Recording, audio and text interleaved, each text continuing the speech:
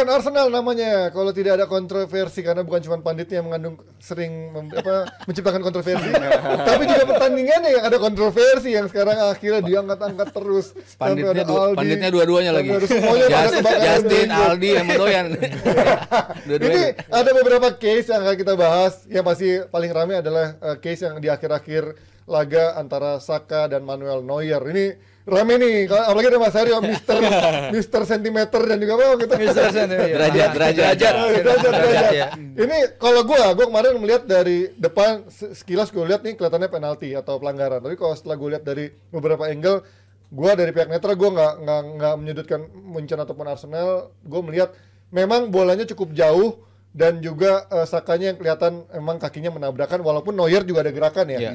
Kelihatannya sekilas Neuer ada gerakan, tapi gue lihat sebenarnya Saka bisa menghindari itu gitu karena bolanya udah kelempar ke kiri. Nah, menurut gue itu nggak penalti, menurut gue masih masuk akal. Nah, kalau menurut kalian gimana, Mas Aryo nih?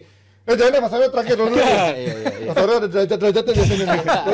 Gue sepakat ini nggak penalti. Gue bilang ini nggak penalti. Sorry. Dari kacamata fans Liverpool nih ya, ada bias sedikit. Oh, gara-gara Elliot. Elliot penalti. Kalau untuk Saka ini kenapa gue bilang nggak penalti? Ya, Neuer harus ngapain lagi? Emang dia kakinya di situ, dia lagi napak di situ, dan itu Saka nabrakin diri.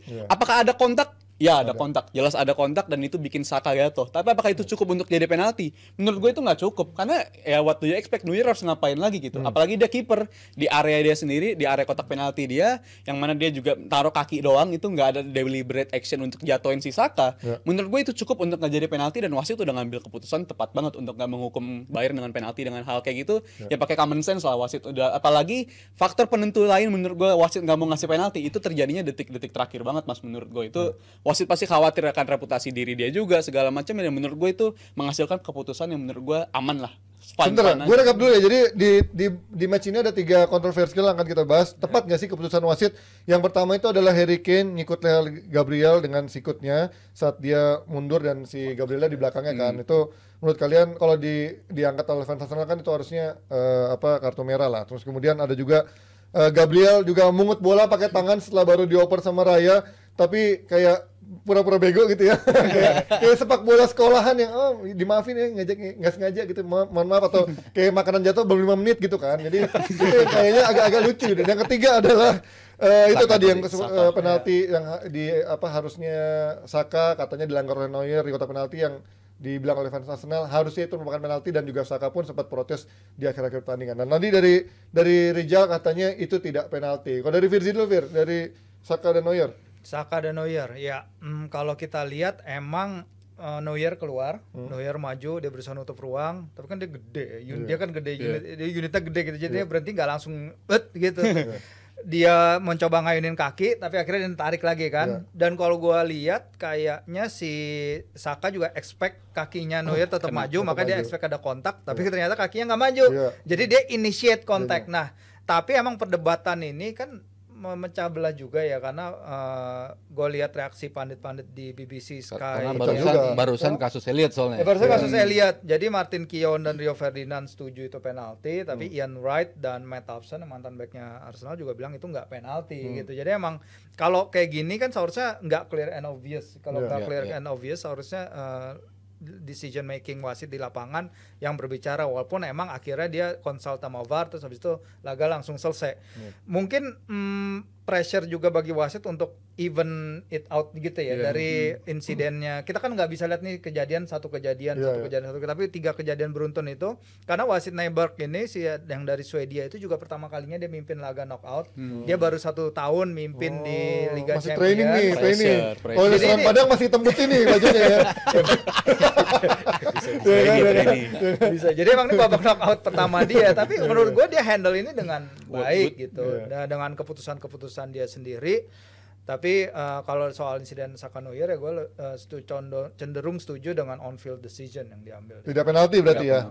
Nah, dari Mas Aryo ini, dari sisi rulesnya gue nggak tahu, karena katanya kalau Liga Champions mau ada kontak apapun itu pasti akan penalti. Terus dari sisi apa kemarin ya, gue lupa deh. Dari sisi yang diperdebatkan oleh netizen tuh gue lupa. Ya, kalau menurut lu gimana dari Saka dan Neuer ini? Enggak penalti juga. Nggak penalti. Nggak penalti. Fans Liverpool. Enggak. Mas Aryo objektif bagus nih Mas Aryo nih.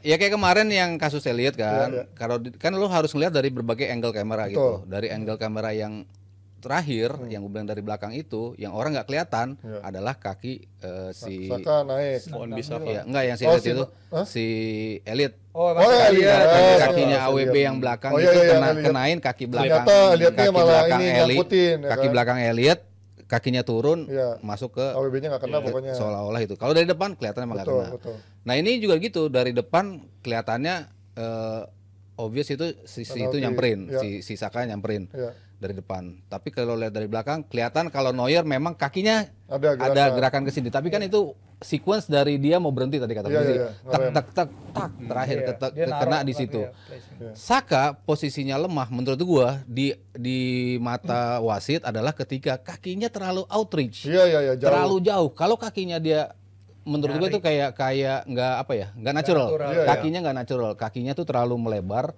sehingga mengarah atau Nah, tuh ya. atau nyangkut. Itu kalau mungkin dia habis sunat boleh lari kayak gitu kali ya. Biar nggak kena. Enggak, dan kalau still gini kan kelihatannya kayak pelanggaran padahal Iya, enggak harus lihat dari seluruh Iya, motion kalau dari pertandingannya. pergerakan itu, Iya. ya kan Neuer memang kelihatan kayak Ada gerakan, memang ada gerakan, memang, tapi itu memang kan tidak terlalu bagian dari melebar. dia berhenti, tapi kakinya tak Agak gitu sedikit yang melebar kakinya, juga iya, memang. kaki Memang terakhir. agak melebar, cuman Iya, memang sakanya juga terlalu dan, lebar dan juga. gua rasa Neuer pun sudah mengambil risiko kalau ini penalti pun ya udah gitu kan. Maksudnya gua udah melakukan apa yang gua Iya, harus lakukan. Tapi Sakanya kenapa ngambil gerakan seperti itu gitu loh. Kalau dia padahal dia Stay on ke arah the ke feet. iya, stay on Kaki the feet terkuat atau lagi. bahkan kakinya dia karahin ke kiri, lewat itu kan Neuer. Iya, Harusnya itu. Nah, itu kan keputusannya wasit melihat dari segala macam angle, dari segala macam bentuk kaki juga dari Saka seperti apa. Nah, kelihatannya itu kaki Saka memang agak sedikit atau nggak natural posisinya Iya, gitu iya, loh. benar. Mengarah ke sisi kanan untuk menabrakkan kaki ke Padahal bolanya ke kiri ya. Padahal bolanya ke kiri. Ya kan? Bolanya udah kebentak. Kecuali Iya. bolanya kalau ke depan itu mungkin masuk Iya, akal gitu Iya. kan. Apakah dia untuk step dulu untuk berhenti? Mungkin juga susah juga bagi Saka untuk nggak Keren. nyampe ke kaki dia, baru dia belokin kaki ke badannya ke kiri. Iya. Mungkin itu opsi yang lebih masuk akal menurut wasit gitu ya. Lo bisa ke arah ambil step yang ke sana gitu. Tapi lo justru ngambil step ke depan menabrakkan kaki. Makanya itu gua anggap bukan penalti. Berarti tuh memang si wasit nggak perlu ngelihat VAR karena dia udah melihat di depan mata kepala dia udah bisa memutuskan dan juga based on dari dan obrolan fisika dari VAR-nya juga VAR. kan. Menurut kalian di dalam ruangan itu lo ngeliat dari segala macam angle gimana? Menurut gua nggak usah direview keputusan lo apa menurut kita enggak. Berarti Ya udah, karena menurut si gua wasitnya juga udah yakin sebenarnya Iya, dia hanya iya. tinggal menunggu rekomendasi dan Iya. udah meyakinkan dia nyata itu udah on Iya. decision udah benar gitu. Kalau kan. VAR-nya mungkin melihat Enggak, lo coba cek dulu gitu ya. lo harus review karena ini dari sudut ini gitu. Karena mereka keputusannya bulat. Oke. Berarti emang menurut gua nggak penalti. Wah, berarti ini sejak kata tidak ada kontroversi, yang kontroversi di luar sana berarti ya. Kalau ngomongin Padahal dua fans klub beda-beda ya. Enggak. Tapi kalau ngomongin dua keputusan lain nih, iya dan tidak aja. Soal yang tadi sikutan Harry Kane kepada Gabriel menurut lo harusnya merah apa enggak? Enggak, kuning udah paling pas. Oke. Firzi? Enggak sih. Enggak juga. Iya. Mas Aryo? Merah. Nih. Karena dia udah ngintip. Sedikit nih, Fe. Ini ada Iya, sendiri sedikit nih. karena dia udah ngintip dan dia tahu gerakan si Gabriel akan ke belakang dia, Ya.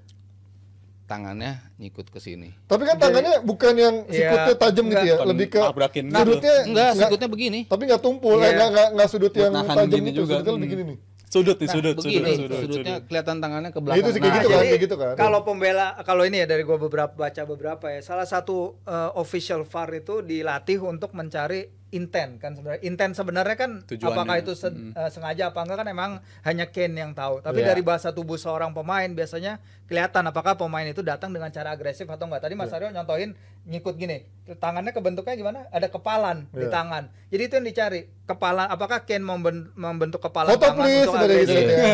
atau Tapi kalau tangannya nyikut terbuka. kalau nyikut tangan terbuka kencang juga, Ci. Ini terbuka. Iya, tapi itu yang dipakai official VAR itu pakainya dari gini gestur menunjukkan tubuhnya iya. kayak ada intention apa Kayak ada enggaknya intensi ya. apa enggak dari apakah orang agresif apa enggak dalam kepalan tangan apa enggak. Nah, itu yang digunakan oleh wasit-wasit VAR di Eropa. Ternyata seperti itu. Walaupun emang kita lihat dia ngecek kan. Iya. Dan Gabriel sama Kane ini sebenarnya ada history ketika Kane main di Spurs beberapa kali Iya. ada insidennya mereka tabrak-tabrakan gontor-gontoran gitu. Tapi ya Kalau ini pertimbangannya ya wasit on field decision ya udah. Apa sih dia dapat kuning nggak sih? Kuning. Ya, Kuning kan ya. Ya udah. Seharusnya Pas. kuning ya pelanggaran. Nah, kalau pelanggaran itu diartikan sebagai intent untuk dia melakukan violent conduct, baru itu cita lain. Tapi VAR menyimpulkannya kayak gitu. Agresivitasnya mungkin nggak nyampe threshold atau batas yang dibutuhkan. Nah yang terakhir, ini penalti apa enggak harusnya? Enggak lah. Enggak, Ini atau bener keputusan. pelanggaran apa enggak dari Gabriel di Enggak. kotak penalti itu? Karena ini menurut gue udah dilakuin sama Arsenal sepanjang musim. Caranya emang kalau build up begini dari belakangnya caranya begini. Kan pegang pakai tangan. Tapi bedanya dia pakai tangan. Iya. Bedanya pakai tangan. Bedanya Iya. biasanya kipernya Tapi menurut gua sodorin Raya. akan jadi kayak anak kecil banget lah kalau ini hal kayak gini Ya diminta jadi justru itu, penalti.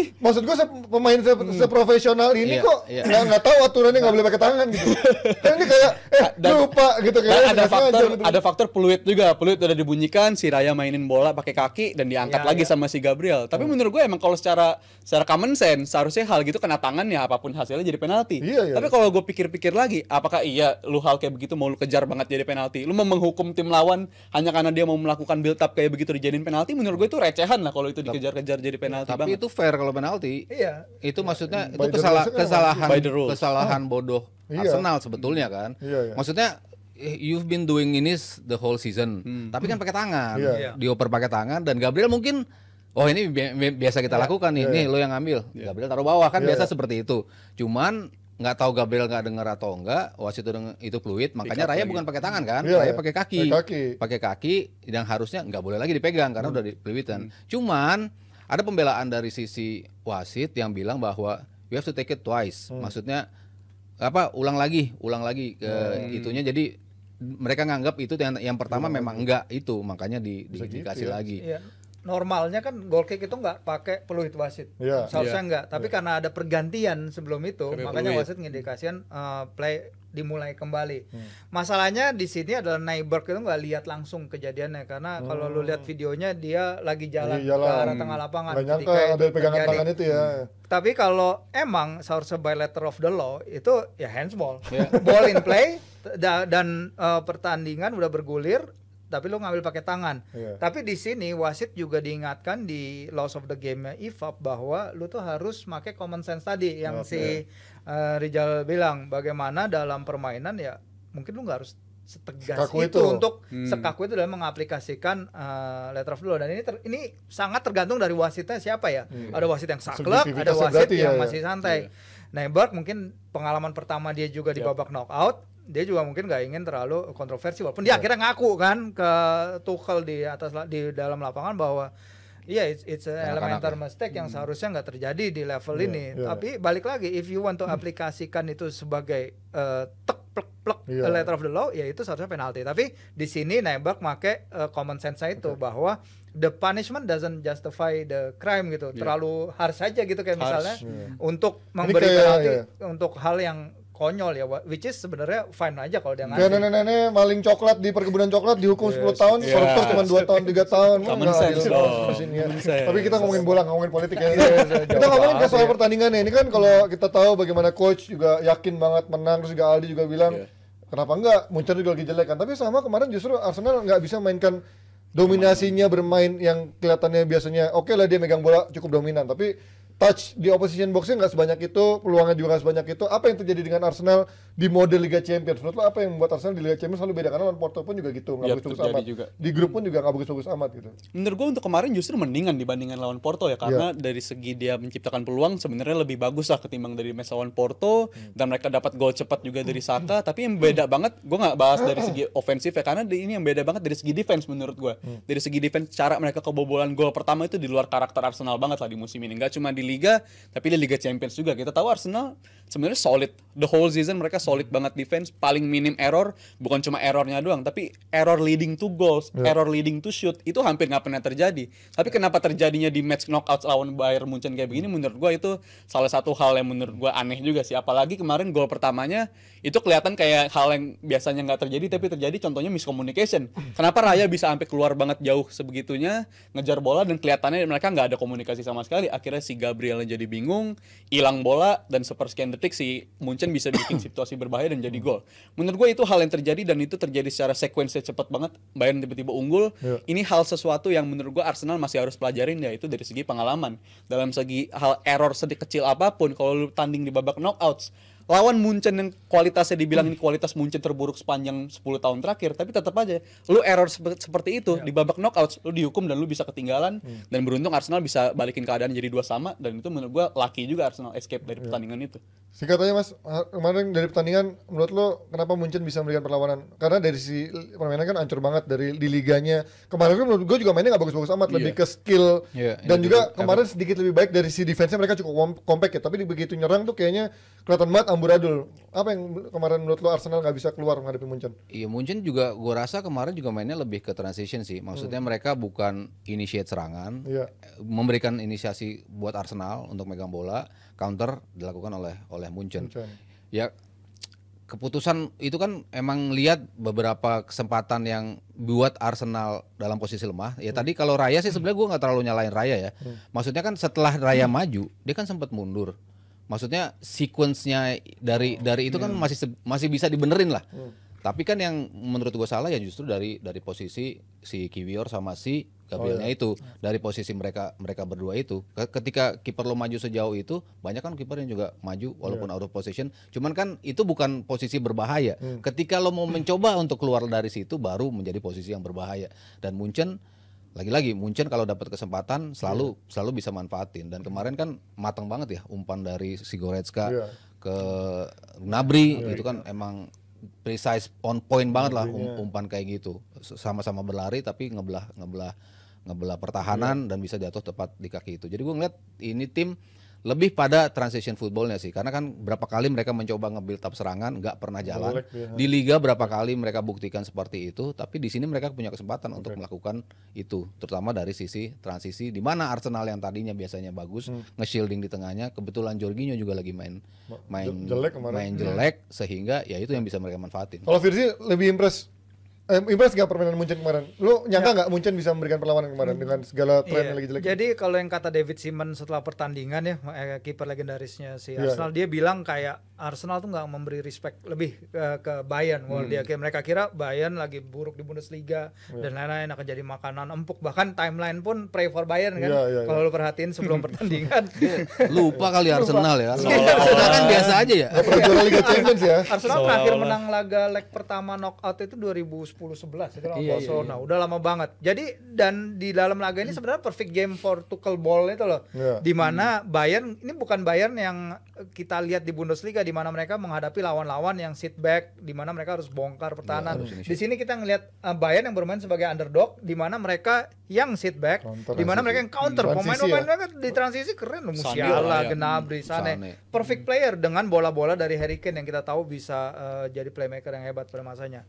Jadi di sini sih kemakan jebakannya si Bayern, si Arsenal itu. Bahkan yang dalam mengambil penalti kan juga si Kane ngomong kan dia belajar bahwa Raya, dia nonton nih videonya di adu penalti lawan Porto kemarin. Raya tuh suka jatuh duluan. Makanya dia langsung ngomongin itu di sesi konferensi pers setelah laga bahwa ya emang kita belajar dari pertandingan Arsenal sebelumnya dan kita membuat suatu ramuan yang tepat. Jadi emang udah pas aja, cuman nggak tahu nih leg kedua gimana. Ada beberapa pemain nggak bisa main kan, Alphonso Davies dan lain-lain. Oke, dan kita pasti sebenarnya ada dua bahasan lagi pertandingan lainnya, tapi berhubung durasi memisahkan kita, tapi kita langsung aja nih ke prediksi untuk leg kedua siapa yang lolos, karena kita juga melihat kemarin ada pertandingan seru yang tidak disangka, ada Paris Saint-Germain lawan Barcelona yang masih kelihatan 50-50 walaupun kemarin Barcelona yang menang, tapi akan bermain di kandang Barcelona di leg kedua. Dan juga ada Atletico Madrid lawan Dortmund. Kita mulai dari yang paling nggak seru dulu kali ya, Atletico lawan Dortmund. Siapa nih yang lolos? Atletico dari PSG Barcelona. Mas Aryo Barcelona, oke. Barcelona Atletico. Siapa yang akan maju ke final? Barcelona Atletico. Kalau ketemu di Barcelona dong. Virzi? Tiba-tiba Barcelona ya. Nggak diunggulkan tiba-tiba, gitu. Diperhitungkan. Gua mungkin Dortmund kali ya. Dortmund dengan Barcelona. Oke. Habis itu Barcelona. Jal, yang sebelah bagian kiri, Jal. Atletico dan Barcelona tembus dan sampai final Barcelona. Waktunya Barcelona kayaknya. Waktunya Barcelona. Oke, Mas Aryo dari bagian kanan, Arsenal, Bayern dan juga City Madrid. Bayern kalau gue sih. Bayern. Dia never been beaten di Allianz Arena loh. Ya City Madrid sekarang lo harus milih, tadi lo 50-50 nih, lo harus milih nih. Aduh. Berat ini. Paling berat ini justru. Aduh. Ini early final sih memang. Kalau Madrid masuk La Liga 3 di semifinal. Ya bisa lagi kayak dulu Spanish final lagi. Aduh. Ayo Mas, yakin ya Mas. Apa sih itu ya? Asli gue masih bingung Ji. Masih bingung gue nih Madrid sama City. Ya let's say antara kalau gue pilih nih ya, City gitu, ketemu Bayern siapa yang menang? City ketemu Bayern City. Wah, kegulung. City ya. Ya udah, berarti menurut lo finalnya kalau misalkan Barca ketemu City? City juga Ya kayaknya. kan? Tadi Kalau Madrid yang lolos pun sama, ketemu City. Munchen Madrid yang menang, ketemu tetap- Barcelona Oh Madrid gitu, yang berarti menang. yang menangnya dari bagian kanan Iya, berarti iya. menurut lu ya. Juaranya. Oh, lo? Dari atasnya Arsenal lolos. Menurut gue pengalaman mereka udah cukup lah. Pengalaman sebelumnya untuk leg kedua seharusnya cukup. Lo takut dibantai coach. Masa kan selalu Dari sulit mana Porto. parameternya cukup? Lawan Porto udah kesulitan, lawan Munchen udah kesulitan. Ya, Harusnya justru. belajar dari 3 game ini bisa Mas, harusnya Mas. Oke. Habis itu untuk bawahnya gue Madrid sih. Nah, ini Madrid. challenge-nya justru di semifinal. Menurut gue Madrid masih pengalamannya masih lebih unggul Iya. dari segi kualitas mental, mereka lebih unggul dari Arsenal. Madrid di final, El Clasico final menurut gue. Oh, kasih ke final. Yang El menang siapa? Clasico. Waduh, Madrid masih Madrid. Madrid. Oke. El Clasico. Virzi? Gua itu sebelum ini kan gue bilang perempat final Arsenal kalah di perempat final ini siapapun lawannya, dan kayaknya kalau mereka masih main kayak di leg pertama mereka nggak akan bisa ngelawatin Bayern kecuali Arteta itu tadi belajar dari cara menggantinya. Tapi kalau kayak gini seperti yang keadaan sekarang Bayern dan di bawahnya gua City sih kayaknya sih. Terus? Berhubung karena Etihad. Yang ke final? Terus masa City lagi ke Bimbang Tapi nih. City, Bimbang nih iya, kali ini. bimbang, iya, tapi kayaknya City sih Munchen mah sih. digulung kayaknya Munchen. Iya Munchen sih, Tuchel. Tapi kan Tuchel bisa ngelawan Guardiola di knockout. Yes. Berarti City final ketemu Barca juga tetap City ya? City Munchen, City final. Gampang gak sih? Jadi gak enak sih, ya udahlah itu Semua aja. sepakat Barcelona Pusing final. nih, ya. Gila, akan jadi juara back to back dong kalau kayak gini ya. Susah sih. Mas Arya berarti tadi lo masih belum bisa yakin antara Madrid sama City ya? Pokoknya pemenang partai itu kalau gua ngelihatnya sih Itu yang akan jadi juaranya juaranya. siapapun menang dari City Madrid ya. Lo kenapa nggak bisa memperhitungkan Barcelona sih? Karena kan kalau turnamen lucknya kadang beda mas. Iya, nggak tahu Barcelona bisa kayak gini. Aku udah dapat- perhitungkan minimal dapat- semifinal mas. Karena dengan kualitasnya bisa harusnya kalau dengan dapat drawing gitu. Iya, drawingnya juga Nah, maksudnya cukup ketika enak. lawan PSG sebetulnya di leg 1 gue megang PSG. Oh. Barcelona bisa membalikan di Camp Nou gitu. Lebih ke Tapi skill ketika tuh. mereka bisa menang di sana, ini lucknya tuh ada juga loh di Barcelona Iya, loh dengan ya pemain-pemain bisa manfaatin luck. Ya siapa tahu. Dia tuh kandangnya di mana sekarang? Masih udah belum Luis balik ke Company. kandang Luis kan? Company Iya yang kan? punya. Lo tuh Iya. seangker itu Iya, bermain di Spanyol. kandang Barcelona. Enggak, sering kalah. Berarti Sering kalah. belum tentu juga nonton leg kedua menang. Tapi lolos. Tapi Tetap lolos, ya? tetap lolos. Cukup lah. Oke, jadi prediksi dari Rizal, Mas Aryo dan juga Virzi. Kalau kalian nggak setuju boleh kasih pendapatnya di kolom komen siapa yang lolos ke semifinal, siapa yang lolos ke final, dan siapa yang menjadi juaranya. Kalau bisa mungkin anti mainstream gitu Arsenal menjadi juara itu cuma Aldi dan juga Coach Yasin kali ya yang bisa memprediksi seperti itu. Nah, gue juga mau jualan sekali lagi nih baju keren dari Jebret Merch, ada Login FC. Bisa langsung beli di linknya di deskripsi. Kalau kalian mau beli dengan harga yang masih terjangkau dengan size yang masih banyak stoknya ya. Dan juga jangan lupa kalau mau beli baju-baju dari Tranmere Rovers bisa klik di link yang deskripsi juga di Jebret Merch. Kita akan lanjut lagi dari bahasan Liga malam Jumat karena ada yang Atalanta, Anfield. Ini selain satu ini.